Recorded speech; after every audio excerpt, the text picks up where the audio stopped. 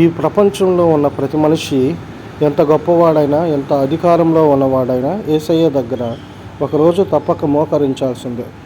అది దేశ ప్రధాని అయినా, రాష్ట్రపతి అయినా, రాజు అయినా, ధనవంతుడైనా, పేదవాడైనా తేడా లేదు. మనుషుల ముందు కాదు, దేవుని ముందు అందరూ సమానమే. బైబిల్ స్పష్టంగా చెబుతుంది, ఆకాశం అందున్న వారైనను, భూమి మీద ఉన్నవారైనను, భూమి క్రింద ఉన్నవారైనను ప్రతి మోకాలు యేసునామమందు వంగును, ప్రతి నాలుక యేసుక్రీస్తు ప్రభువని ఒప్పుకొనును. ఫిలిప్పీలకు రాసిన పత్రిక 2వ అధ్యాయము 10వ వచనము మరియు 11వ వచనము ఇవి మనకు స్పష్టంగా తెలియపరుస్తున్నాయి. ఈరోజు మనం గర్వంతో నిలబడవచ్చు, అధికారంతో మాట్లాడవచ్చు, కానీ ఆ రోజు ఆయన మహిమ ముందు నిలబడ్డప్పుడు ఎవరికీ మాట ఉండదు. స్వచ్ఛందంగా ఇప్పుడే యేసయ్యను ప్రభువుగా అంగీకరించడం జ్ఞానం, మంచిది.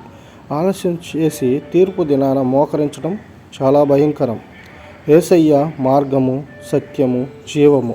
ఆయన తప్ప రక్షణ లేదు. ఇప్పుడే మోకరించు, ఇప్పుడే మారు మనస్సు పొందు, ఇప్పుడే జీవాన్ని పొందు. ఆమేన్.